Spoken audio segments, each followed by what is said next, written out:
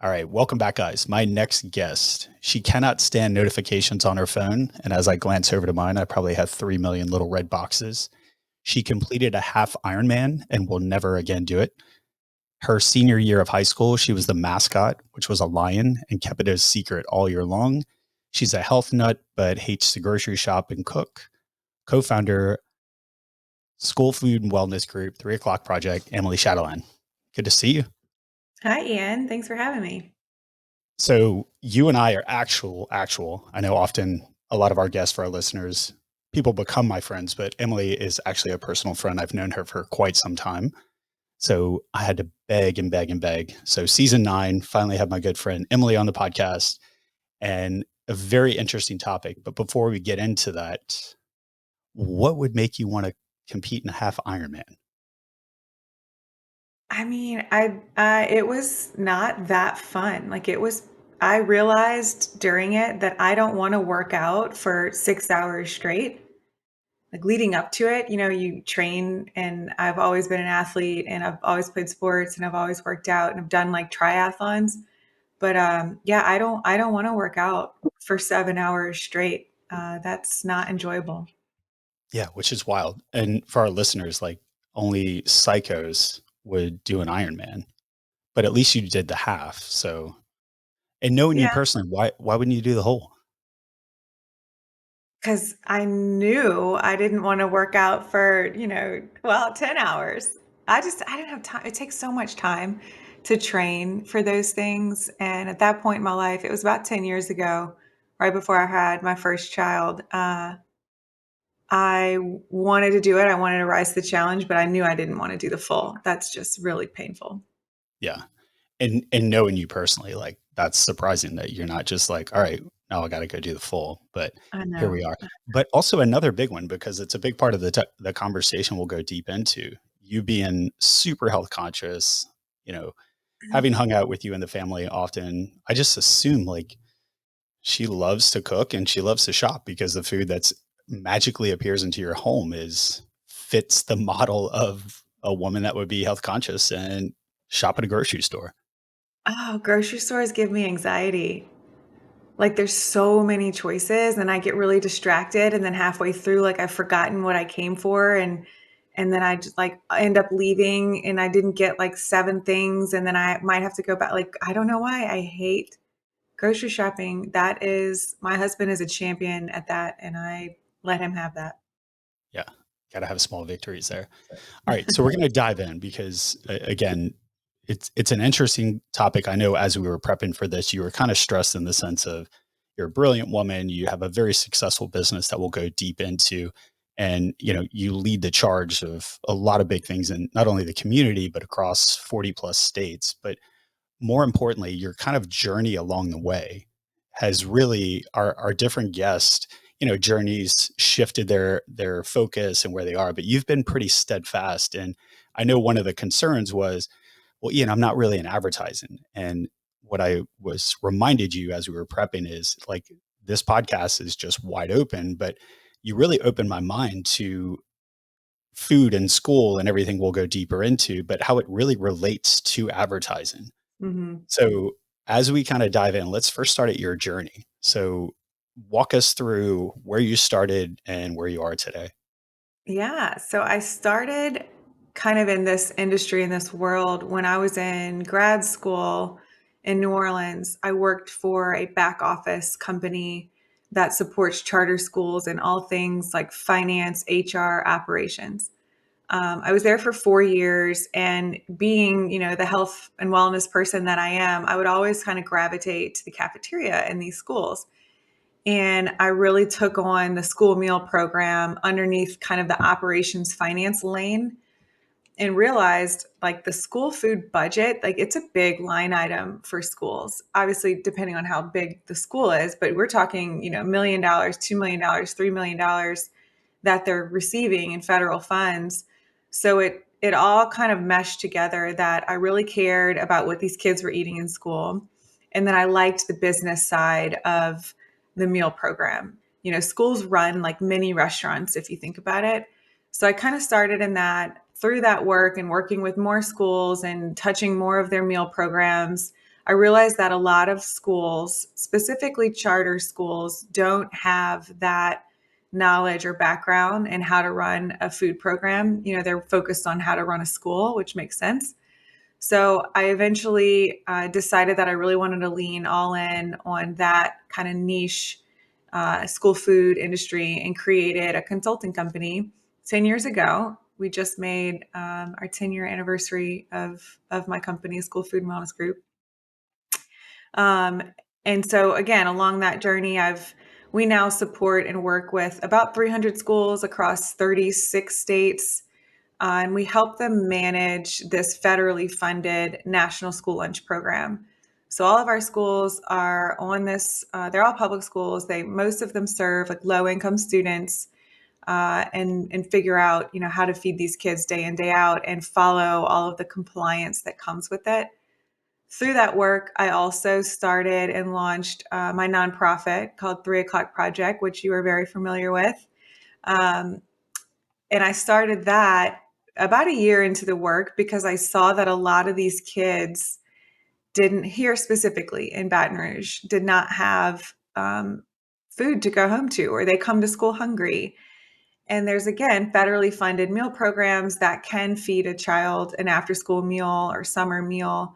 But not every school participates in that because it's like another layer of federal programs and audits and manpower. So I said, well, we can do it. So, I Googled how do you start a 501c3 and started a 501c3 and launched the 3 O'clock Project. So that idea is when the bell rings at 3 o'clock, it's not, students don't have a meal to go home to. So we wanted to make sure that they were fed, and that they weren't facing food insecurity.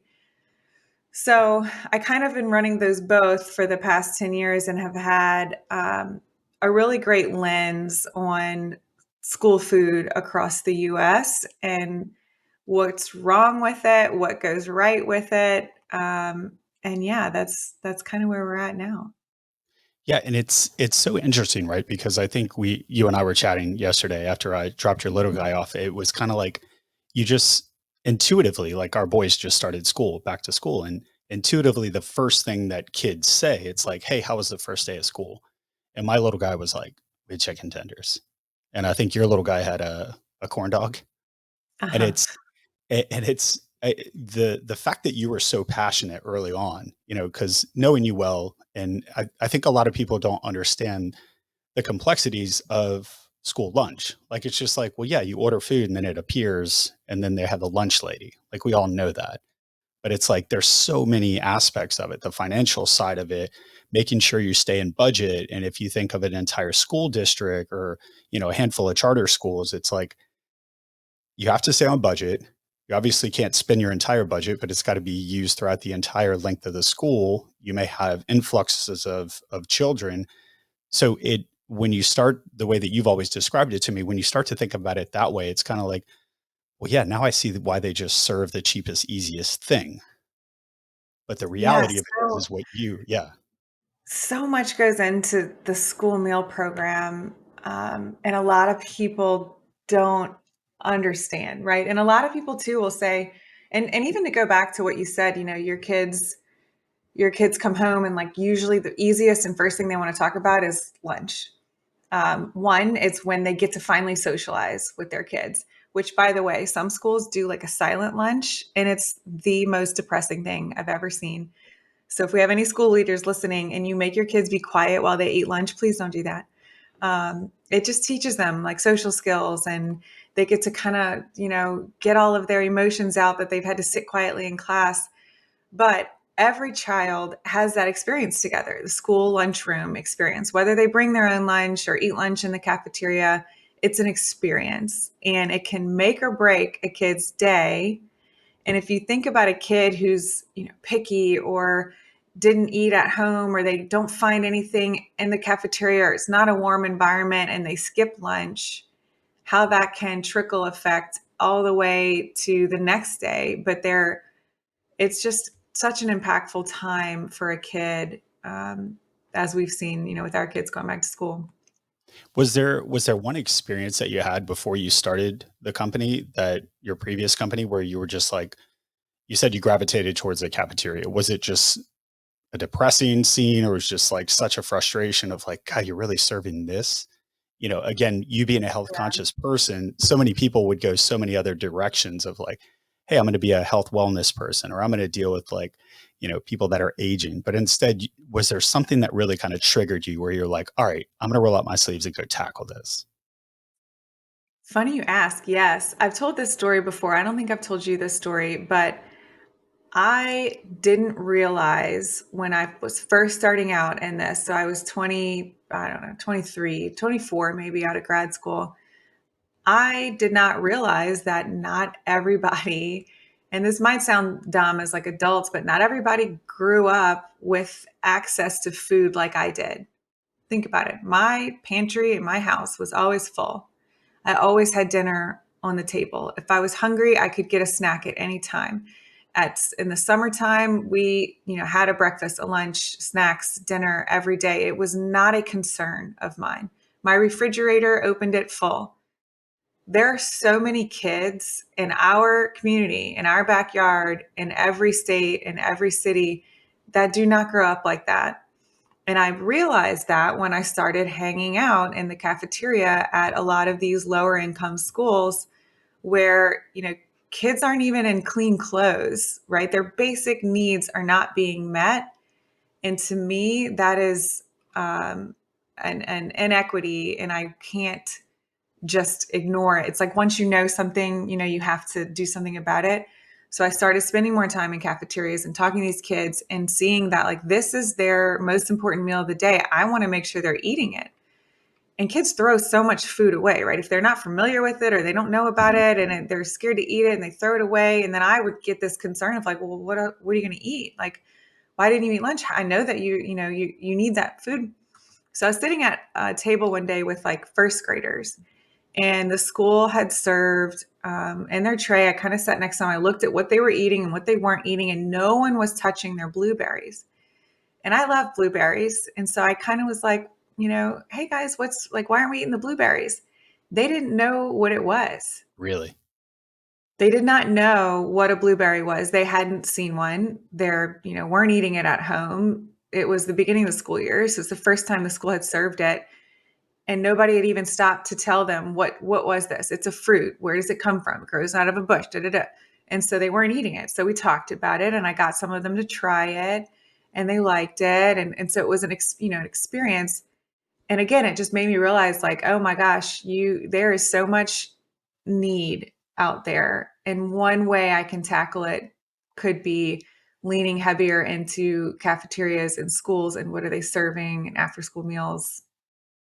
Yeah, and you probably know this stat, maybe not offhand, but so often most of these kids, whether it's lunch or dinner, I even see it right around the corner where you and I live. It's whatever the gas station has, that's what a lot of kids are eating. And I've seen so often right around the corner from our house, you have kids, and I'll Mhm. go pump gas late at night and I'll see kids run in, they grab a Cheetos, they grab a bag of a bottle of Coke and like some candy, and you're like, that they have to be coming for like a treat or something. And it's like, no, that's a meal. And Mhm. kind of give a shout out to a lot of these different you know, Family Dollar, Dollar General specifically, who we do a lot of business with, they're now opening up their Dollar General marketplace, which Yep. is like fresh fruit, food, and that sort of thing. Because again, to your point, in these rural areas where you and I grew up, and a lot of our listeners in New York and LA, they're used to walking to a Sprouts or driving to a Walmart or an Albertsons. But a lot in these rural areas, what is at the gas station is basically all they're going to get unless someone can afford to make the drive somewhere. So it, go a little bit deeper on that, like because you do, you're working across, 100,000 students across 36 plus states. The complexities not only of the cities, but when you're dealing with like smaller towns, is there even an even more interesting play in like how do you provide food? How do you introduce food? Where go a little bit deeper on that for me. Yeah, I would even say rural communities for sure, but even some inner city urban areas that don't have good transportation and methods and models, and you hear everybody knows the term by now, food desert. Absolutely, they are depending on their local, corner store or Dollar General type store that are thankfully now starting to carry a little bit more, but processed foods are cheap, and your kid's going to like it. Think about mom or grandma at home. They don't have, living on a fixed income, they don't have the budget to go buy the new healthy thing that maybe their kids will eat. No, they need their kids to eat, so they're going to go buy the package of hot dogs, the honey buns for breakfast, the whatever, because they know their kids are going to eat it. They don't have the flexibility to bring home, a blueberry that they've never eaten before, or quinoa that they don't know. They're just not doing that. They're on such fixed incomes and there's such limited access that, again, we go back to schools. Schools, one of the statistics out there is that kids eat half their calories for the day in school.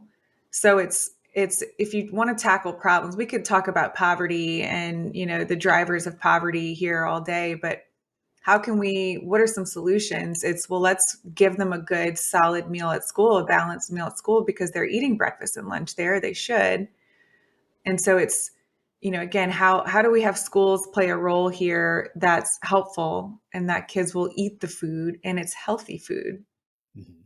Well, and then not only, and I'd love you to talk a little, because I love the food introduction, right? Because even us as adults, I don't know if you guys do this, but big Hey, shoppers wait, list. Ian, my, say Are you still something. there? Are you there? Um, I think the mic just Are you like, still there? okay, there you are. You Weird. can It hear just moved from like my external speaker to my laptop. I can hear you now. Sorry. me? Say that Okay. again. You said not only, Am I echoing in your background? you're not echoing it, just the sound cut off and then it moved like from my speaker to my laptop, which Ah, is, it's okay. been doing that on Zoom calls. But you're good now. I can hear you. Okay. Hang on, I'm going to rethink that. Okay. Yeah. One of the big things that you and I, and hold on. So for you guys to edit this, obviously we're going to start right now. One of the big things you and I talk about often is, definitely food poverty, people with lower income, but also just like food introduction, right? We live in an interesting time where people that do have access to, healthier options and even like the Walmarts, the big box retailers, that sort of thing. But introducing food, like we do this in our house now, we shop at Sprouts all the time. And when we go to the fruit aisle, I'll bring home like one fruit that we maybe haven't tried ever. And we're like, this looks interesting. And then we all try it out. And then how impactful is that on at the school level where you're introducing new food items? Like I love the blueberry story, but it's not just kids that are low income, it's also kids like ours. Like you're introducing an item. And in today's world where everything is more about like moms are more involved, dads are more involved in what kids are putting in their body. Red dye is literally dead. Like parents that are allowing red dye in their kids' diets, like they know better now. But they also know better that there's different foods out there. So not only from a generational standpoint of like, hey, this is the way we've always eaten, but how important is that when the school plays into introducing new food items that can literally like change generationally food that is now eaten over, processed foods or other foods that were introduced to them that just kind of become the way. I think schools have such a potential here to make lifelong healthy eaters or healthy habits with their students, right? Yes, educate kids, obviously, keep them safe, obviously, but this is a biggie. I think it's up there and should be a priority for schools. Some schools I see get it, and some it's a checkbox. It is what it is. And some schools say, it's good enough. We've got chicken nuggets, hot dogs, hamburgers, all your state, you're kid friendly, let's call it, quote unquote. And I don't love that because The I'm like, worst. what are we doing? We're just perpetuating. But in schools that do like farm to school and do more scratch cooking, when you talk to those kids and survey them and hear from them, they know kids are very in tune with what they're eating, and they know if their school is serving things that they're not eating at home, then that's an opportunity. It's a positive experience when school can be the one to introduce colored, colorful carrots, or any item that, orange chicken or dumplings, or just things, especially culturally. Like that's a whole side discussion, right? Of like bringing culturally relevant meals to schools. I was in a school in Vegas a few months ago, and the schools in Clark County, so right outside of the strip, are serve such an incredibly diverse set of folks because they're all your workers, right? They're Mhm. all working. They're your blue collar workers going into the strip and working, and they're from all over. And these kids were like, we want to see more of like the food I eat back home in the Dominican Republic, and this food and that food. And so the school had an amazing opportunity to now introduce kids to other cultural foods that, again, they're not eating at home, but now they get to eat it at school. So I think for schools who really get it and care, the lunchroom can be a beautiful thing and a beautiful opportunity to really break outside that mold of like chicken nuggets, hot dogs, chicken patties. And it seems like it's just easier that way, Emily, but it's not necessarily cheaper, it's just easier. So It, kind of you, you're right. so kind of go in a little more detail. Like what are some things that most people don't realize about school food? Like the one of the stats you're about to rattle off absolutely blows my mind. So I think what most people don't realize about school food and the industry as a whole, schools spend public schools in America spend over $14 billion on food. That is more meals than McDonald's, Subway, Starbucks combined. They are the biggest buyer of food, bigger than any restaurants, bigger than any hotels, hospitals, etc. So they're the largest buyer of food, right? And then let's break that down into, well, who are they serving? On average, the past couple of years, through again the National School Lunch Program, schools serve across the US 30 million lunches a day, Wow. which is over like 5 billion meals a year. Schools, public school districts, and charter schools are the biggest buyer in the US of milk, which is a whole nother topic of our lobbyists up there, and produce. And we spend millions of dollars with farmers. So it's a really interesting thing when you start to think about it as an industry and with dollars, that schools are doing this. They're doing it with incredibly tight budgets, all these rules that come with it. And the one I want to talk to you about is like with no marketing. There is no Wow. budget for school food marketing yet we have the most important audience in the world, our kids, our future. Yeah, and the impacts that they have immediately after lunch. If you eat a bad lunch, it's filled with carbs, whatever. What do we all do after we have a bunch of carbs? You go zonk. So Crash. it's Yeah. yeah, so it's impacting the school participation, how the kids their moods are, et cetera, amongst other things. But yeah, I as you said that earlier, you talked about like, each one of these cafeterias are running like mini restaurants. But then when you expand it out, Emily, and it's like $14 billion is spent annually on school food, any brand, and you rattled off a ton that spend a massive amount of money, not only in our space, and I'm going to give this stat in a little while, every one of those would had say, oh, we're spending $14 billion on this. Okay, we need to have an ad budget around this. We need to have some influencers. We need to have a campaign around this entire thing. But do you feel that it's just kind of like, well, it's just part of the day? Like they go to block one, block two, then they eat lunch. So I don't need to advertise to them because there's no choice here.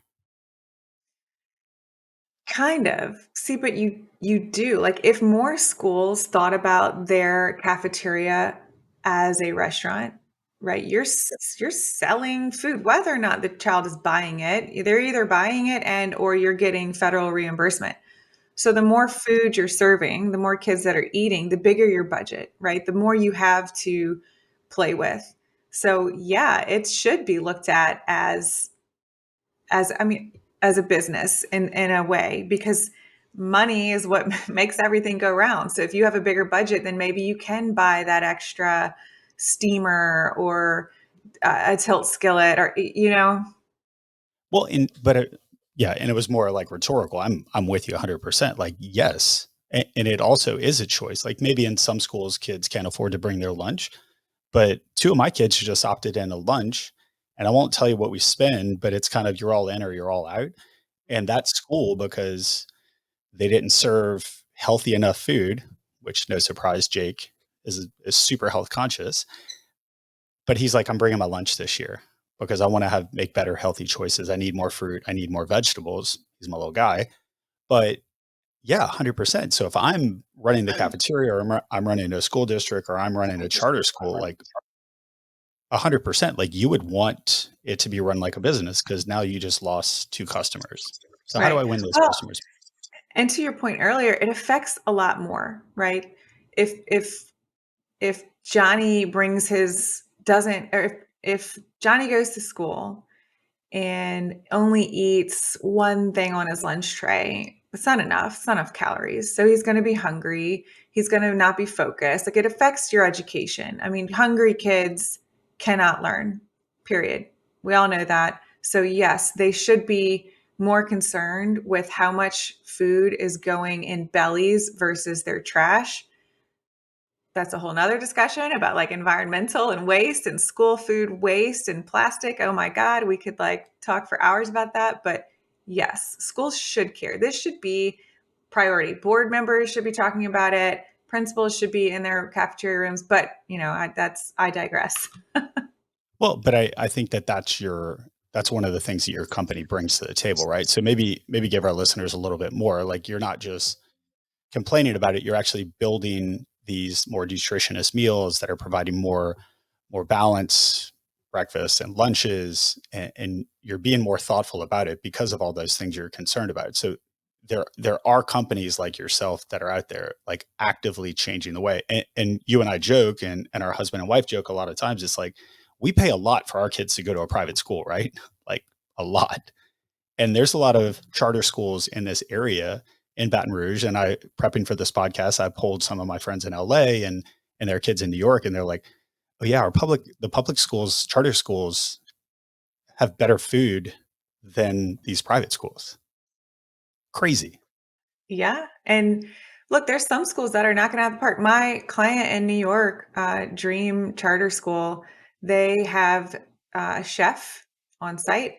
They are cooking everything from scratch. You walk into that cafeteria and it's so welcoming and it smells so good. The kids are having fun. You can see the whole kitchen. They interact with the chef and with all the food service workers. Like, it's a positive. It's probably the best part of a lot of those kids' days. So there are schools that are doing it great, and I guarantee you that trickles down into every other aspect of their school and their operations. My husband and I like to joke because he works with me and does all of our invoicing. And Shout out to I, Justin Chatelain. Had yes, to shout do out it. to him, the grocery shopper of the family. Um, I can tell you if a school is run well and if they like overall by how they handle their meal program. It is tried and true. If they have an organized, well run cafeteria, the rest of the school is great. If it's just secondhand, second thought, it's a mess, it doesn't look good. The kids come in a rush, they give them 5 minutes to eat, they rush them out. There's not a collaboration between the school staff and the cafeteria staff. They got problems under that hood. Yeah, and not to give like real life examples, and I won't give the school out, but for our listeners, because Emily is who she is, my wife and a lot of our friends, when she moved back from Denver to Baton Rouge, she quickly they coerced her and brought her in on. There was a slushy machine inside of our school cafeteria, which was controversial for all sorts of reasons, mostly because our kids were taking the slushy over the meal, but Emily had that shut down real fast. So kudos to her. She definitely does more than what her role in her job is with her company. Yeah, I think that was called Slushy Gate, but Slushy Gate. who Yeah. knows? It's a blur. Great chat, group chat. But last thing I want to say about the impacts. So obviously the impacts trickle down with how the kids are perceiving education beyond. So I'm with you 100%. Like I would argue food is equally 50% as important as the education, because without the food and the proper air quote fuel, then these kids aren't going to be in a better learning situation and environment. And as I prep for this podcast, I also talked to a friend and she was like 100%, like it is affecting our sports programs, the football team, the basketball team, the cheerleading team. They are not being fed enough calories and enough positive fuel that they need to perform at practice, which then leads to games, which leads to why would you want to go to a school that's 2-12 in your football program? So Mhm. I agree with you. I think food is one of the most, if not the most important thing in the school system. That's my rant.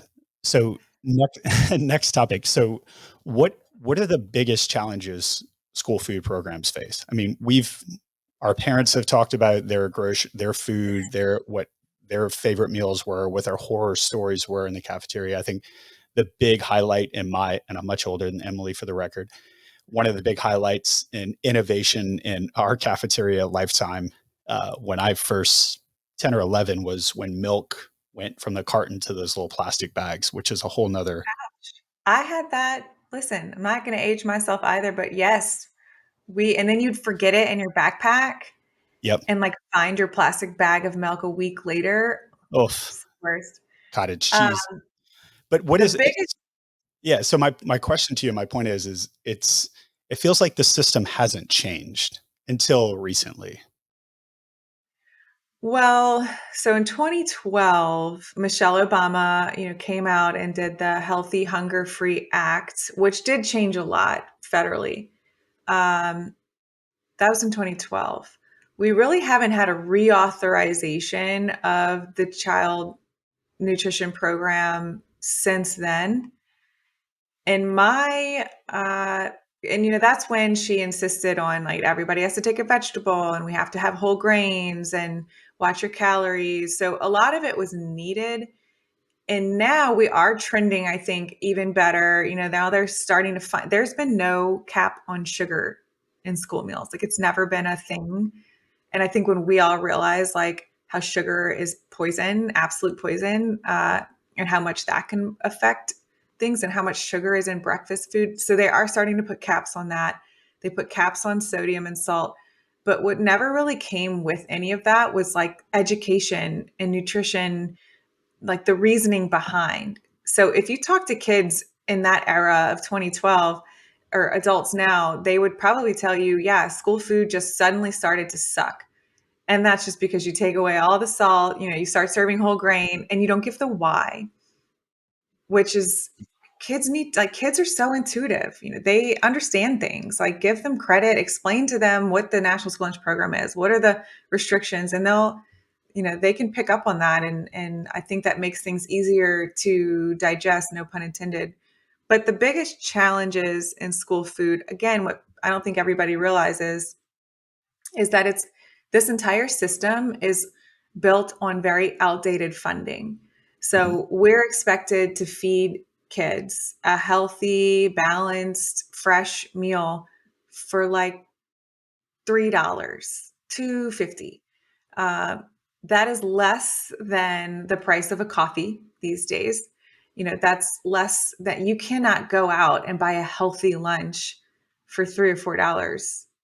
I, I was in New York the other day and went to Cava and got like a salad, right? A bowl from Cava. It was like $19 for lunch Right. for a fresh protein, whatever bowl. But that being said, all of the budget pushes schools towards cheaper processed foods, heat and serve. There's also a lot of compliance around it and audits. So it's really easy as a school food professional, right? Whenever an auditor comes in your kitchen to hold up your oh, here's my label. It's compliant because it was packaged and frozen. And here's the label that the manufacturer put together 6 months ago when they made this meal. Versus, oh, here's my recipe that we scratch cooked and my rice with my beans. And then we made, we pressed the burgers. It's more work and a bigger risk for a school to do things right and slow and with thought than to just buy the thing that's cheap with the packaged item. So that's one problem is pricing. A lot of schools are also not equipped and they've like pulled back and gone back. COVID set us all back years, but schools have almost only bought the like convection oven and freezers so that they're just pulling food out the freezer, heating it in Chopping an it. oven and putting it on a tray. So you have a lot of outdated old school facilities that don't have, the proper equipment. You have staff that are not trained and skilled workers. They don't know how to use a knife. They do this all day. They open a package. They're not slicing, dicing. We need chefs back in schools, and there's organizations doing that work too, which are really great. But those are the main challenges in schools. And then we could talk, forever about our supply chain systems and farmers and just manufacturers. But there are a lot of challenges as to why a school can't just instantly start serving scratch cooked meals. It's not as easy as saying it. Yeah. But it's organizations and companies like yours that create those barriers that break it down, that it's like, hey, I know this is tough, but this is how you can do it the right way, the proper way. Here's Yeah. some Of baby steps. Yes, I can look at a school food. My son's going to a new school this year, and the first thing I did was pull the menu, course you did. which they didn't post until like day 4 of school. And I'm like scratching my eyeballs, going, "How do I know what you're serving? Like, post your menu."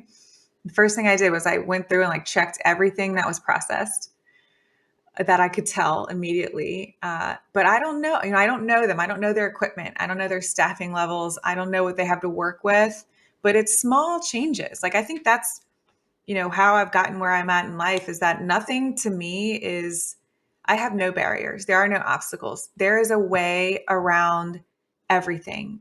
No is not the answer. And it's, oh, because we've always done it this way, unacceptable. Then leave, retire. If you have been doing this for 30 years and you've had the same menu for the past 10 years, step aside. There are better ways to do it, and you can do it incrementally. And there's so many organizations out there now that can help you or have free resources and tools and like LSU Ag Center and Farm to School. So I just think we collectively need to say like that's not good enough anymore. Yeah, and we talk about it a good bit, like on the podcast, but then also day to day here at Lamar, and then just in our industry. Like innovation is difficult, change is difficult, but it's only as difficult as you allow it to be. And oftentimes we talk about it like culture eats innovation for breakfast every single day. So if you're unwilling to change the culture, whether it's the principal that's just kind of like, hey, this is the way that it is, or the district head of food is like, to your point, he's been there for 30 plus years. It's like, this is just the way that it is. Like, we live in a different world today where technology innovation exists to where things can change real fast. You just have to understand and admit, like, okay, we're going to take a step. So before we jump to the next topic where I want to spend a good bit of time with, what do you advise? There's a lot of moms, there's a lot of dads with kids that listen to this podcast. Like what can you do? I know we jokingly talked about Slushygate and we shut down that, unbeknownst to all of our children. They don't like the moms that shut that off, but it was a positive thing. But what advice would you give? Like small little thing. What can you do Yeah. as kids are back in school now to make change? Great question. And I think you have to first understand what your specific school is working with, right? Go to lunch if they allow you to, school that must not be named. Go to lunch with them and just observe, watch, look at the habits, look at the staff. Can you see the equipment? Because again, I think you have to know where they're starting in order to then come and say, hey, there's this school over here doing this, or there's this program that I heard about doing this.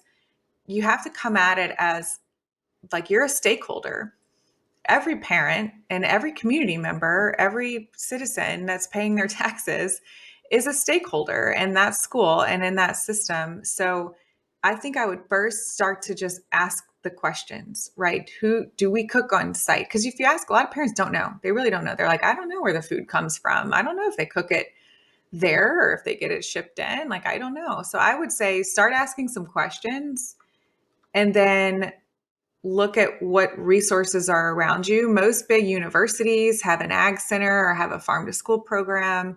So come with resources and tools, not just the food sucks, we want it better. Like that's not that fair. Right. And then have that definition. I get all the time, well, I want it to be healthier. So I say, well, what's healthy? It's healthier. Yep. What is healthy to you? What does that mean to you? So I think you need to define that for yourself first and then ask the questions and then start to see, well, how can I help? What can I volunteer to do? What can I offer to do? I think that's a good starting point. And do you also feel like helping and I talk about this all the time. Like the joke now is like in the Dallamore household, like people we all fight over the blender. And those are like learned habits. So I think the other advice that I would give, and I know that's how your family is and a lot of our friends, but it's like they fight over the blender because dad comes home from the gym as they're waking up and I'm making a smoothie. And now everybody in my family's like, hey, when you're done with the blender, I want to go. So what also touch on the importance of like parents Oh my setting an gosh. Yeah. example of what they eat. Yeah. Yeah. Right. It can't all be left up to schools. So I will play devil's advocate here and go to bat for schools now and the school food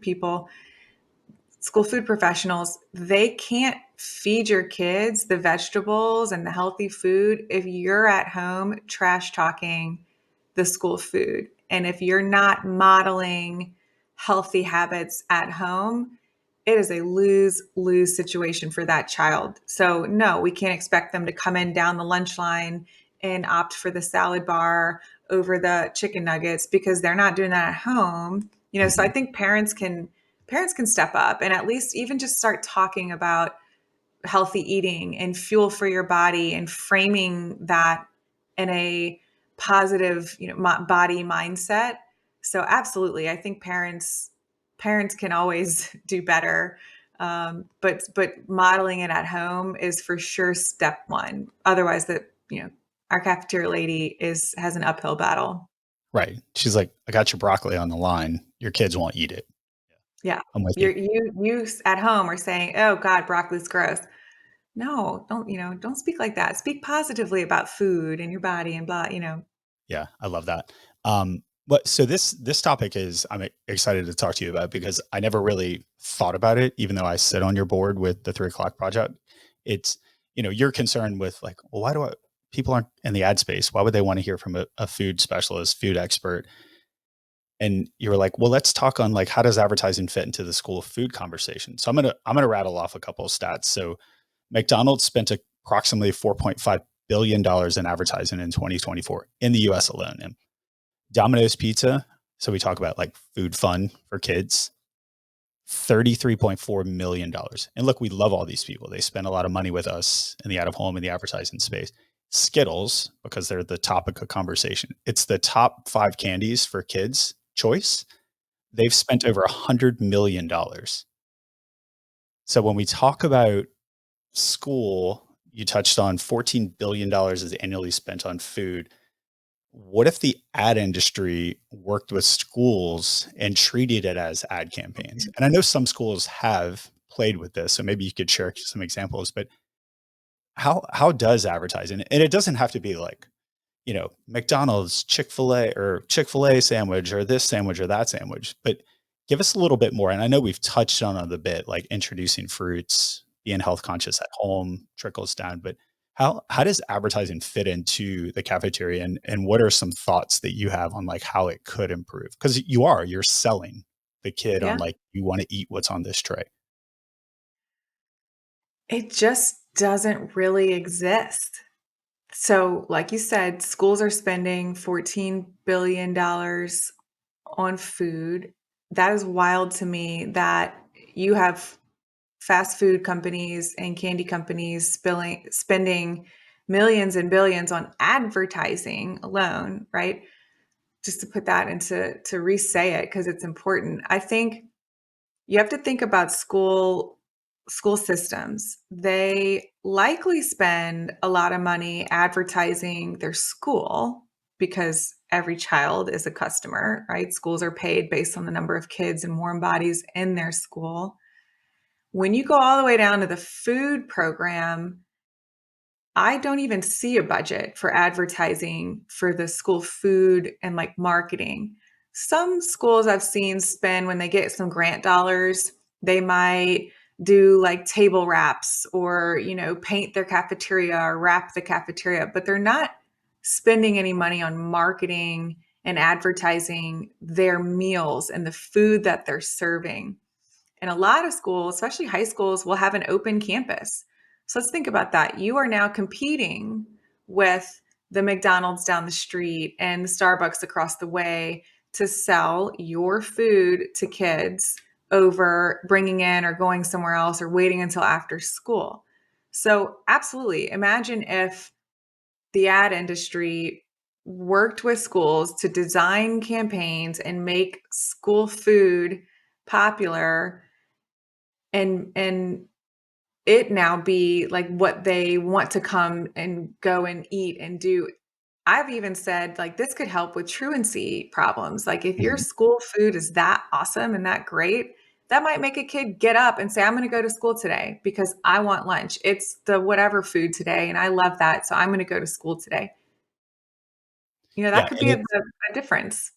yeah, and have you seen any of these made and I know within your organization or your nonprofit, but have you seen big brands, big food brands step up and write checks for school districts, for charter schools to pay for, funding for healthier eating? Or is that a challenge that should be out there for some of these major food brands?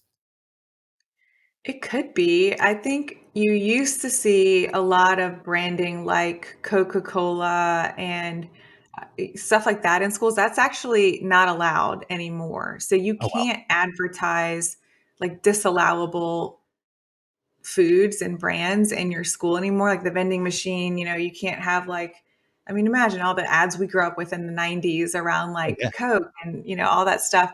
Um, I would pick like, imagine a storytelling session around like the local farmer Yeah. that's giving their whatever rice, soybeans, sweet potatoes, bell peppers, and a school that started a TikTok account. I'm just going to make this up, and actually had like reels and films from the local farmer and making it cool and overlay it with a song, and now it's in our cafeteria and we can eat that food. Like there's so many ways, and this is where I do not have the expertise because I'm not a school food marketing expert, but I believe there's a big opportunity here to brand school food and the foods you're selling in your cafeteria in a way that markets to an 8-year-old, to a Mhm. 12-year-old, to 15-year-old. Yeah, and you would think a lot of these, because the $14 billion, they're food providers that are providing the food, no matter where it's coming from. You would think, it's almost like it's a little sample, right? We talk about it all the time in the ad space. Like moms are one of the largest consumers, but oftentimes those purchases are made because their kids are like pulling on your shirt, like, "Hey, mom, I want that game," or "I want that product."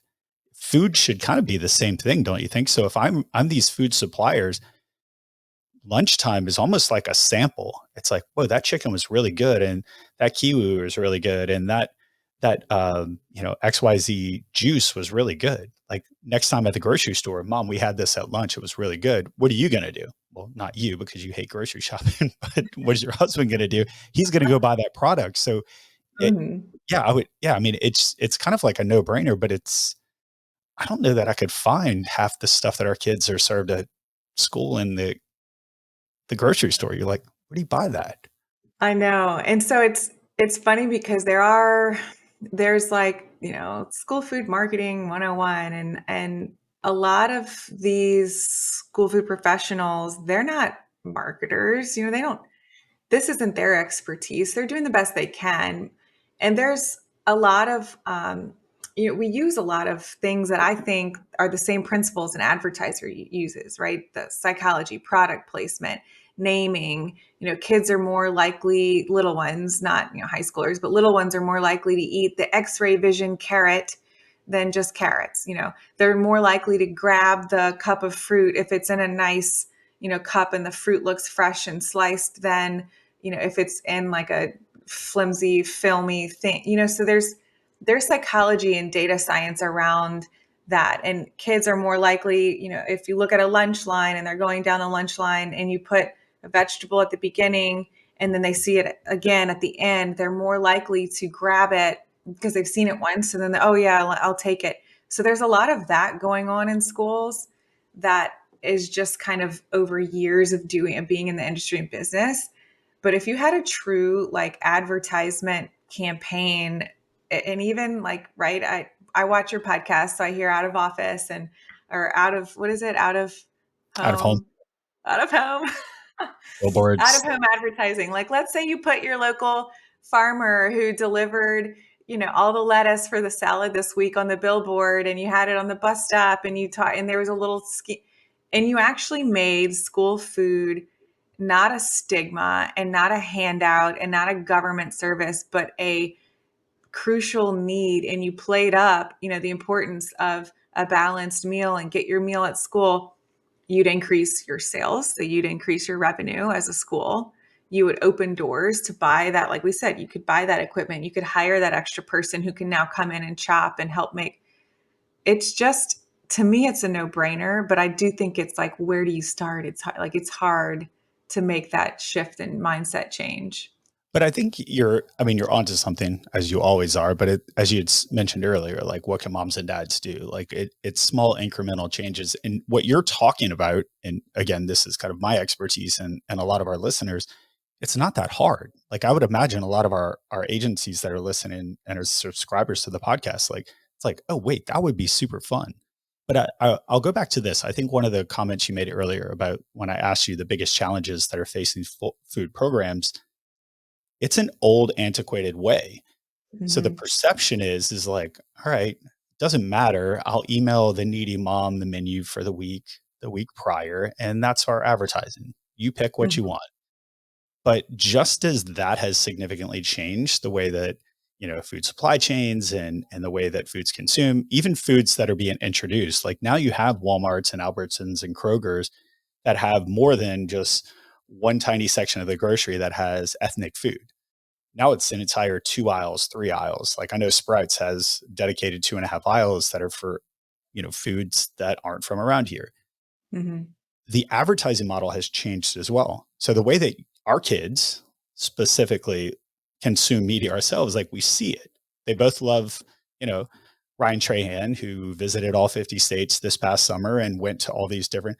My kids were like, Dad, I want to go to that fast food restaurant. I'm like, why? They're like, well, Ryan went there when he was in Wyoming. So can we go here while we're in Wyoming?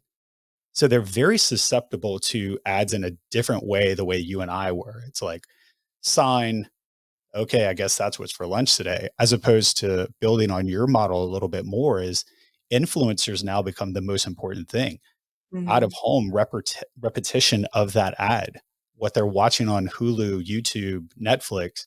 Like you could have whole docu series on like the success of like cafeteria ladies.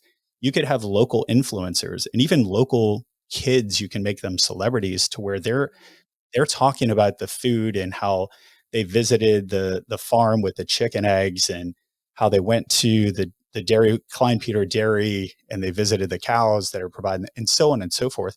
And to your Yeah. point, you can kind of make it fun. And now the kids, they want to be involved because the rest of their life, the way that they consume media and advertising is that way. But the school cafeteria and the school food and even the school itself doesn't talk to them that way. So it just feels Yeah. weird to It's a them. miss. Imagine if your local football quarterback, maybe even your high school quarterback, but your local, if an LSU quarterback came in and sat down and ate breakfast and Yeah. we filmed it and said, like, look how cool breakfast is, fuel up your body for the day. That would impact some kid, not every kid, but that would have an impact, right? Kids would see it and think, oh, that's cool. And yeah, I want to eat breakfast and I want to be like him. And or bring in your, local LSU gymnast and have them do a thing. There's so many ideas that I think schools, and they have so much other priorities, so it's really hard, right? But if you could have the perfect world of really creating an ad campaign around healthy eating in school meals, I think it would change a whole lot. And I think that there's people out there, but I think that's what I would challenge our listeners as we kind of wrap up here. Like, you have more of a voice than you realize. For the ad folks that are out there listening, like, offer your time up. Like, how much fun? Like, I'm now inspired. I don't know, because my kids may reject me, but offer the resources in. Be like, hey, let's do this cool. Hey, you're a fun cafeteria lady. You're the fun lunch lady. You're the fun coach. Like, let's do a couple of TikTok reels. Let's start up a XYZ school cafeteria diaries, and then start telling these fun stories about lunch. And then now you like push them to the kids, and they're like, oh, did you see Miss Janice? She Hmm. was doing this crazy broccoli dance, or like avocado dance, like whatever. Like, just Yeah. test and Yeah. learn it, right? Yeah. I That's my agree. I think you got to start somewhere, and maybe the sounds like you're signing up to be the crazy avocado dance for your son's school. So I will wait to watch that on TikTok. we'll I'll see press how the that like fails. button. Yeah. As we kind of wrap here, what is, if you had one message for the marketing industry, what would that be? I know we gave a lot of challenges, but what how would you leave our listeners here?